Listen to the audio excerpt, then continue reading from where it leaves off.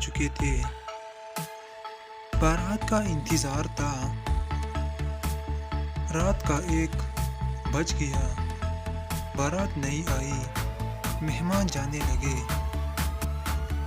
2 बज गए। लड़की की माँ सदमे से बेहोश हो गई। 3 बज गए। लड़की के बाप को दिल का दौरा पड़ गया। फिर 4 बजे एक आदमी भागता हुआ शादी वाले टेंट में दाखिल हुआ और तेज आवाज में चिल्लाए, मुबारक हो, मुबारक हो। दूल्हे की कार को सीनजी मिल गई।